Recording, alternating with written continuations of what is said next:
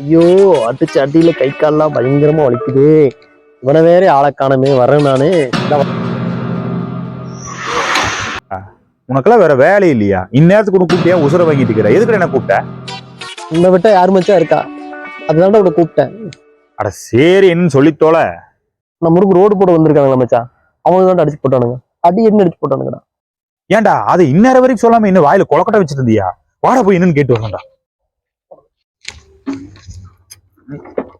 ஆமா, நீ கொஞ்சம் வில்லங்கமான ஆளாச்சே.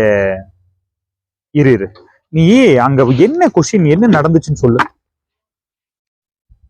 மச்சான். அது ஒண்ணும் இல்ல, மத்தியானம் நான் வந்துட்டு இருந்தேன். நம்ம ஊர் புக்கு இருக்கு பாத்தியா, அங்க ரோடு போட்டு இருந்தானுங்க. ரோடு போட்ட கையோட போர்டு வச்சானுங்க. போர்டு வைக்கும்போது அதுல அபாயகரமான வளைவுன்னு சொல்லி சிகப்பு கலர் போர்டு வச்சானுங்க மச்சான். நான் ஒண்ணுமே கேட்கல மச்சான். நான் போய் என்ன கேட்டேன் தெரியுமா?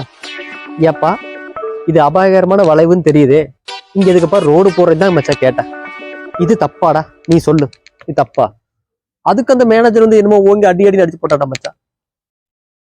ஏன்டா அங்க இருந்த அத்தனை பேரத்துல உன்னை ஒருத்த மட்டும்தான் அடிச்சானாக்கு? இல்லடா மச்சான், நான் கேட்ட அந்த ஒரு விஷயத்தாண்டா ஒருத்தர் அடிச்சான். ஆனா அடுத்தது ஒண்ணு கேட்டேன்டா, அதுக்கு தாண்டா எல்லாருமே சேர்ந்து அடிச்சு போட்டானுங்க. அது என்னமோ அதே மாதிரி அவனுக்கு தான் ரோடு போட்டு போனாங்க. இன்னும் கொஞ்சம் தூரம் போனதுக்கு அப்புறம் இது விபத்து பகுதின்னு சொல்லி அதே மாதிரி போர்டு வச்சானுங்கடா. அங்கேயும் நான் அந்த கேள்வி கேட்டேன்டா, இது விபத்து பகுதின்னு தெரியுது, அங்க எதுக்குடா ரோடு போடுறேன்னு கேட்டேன்டா.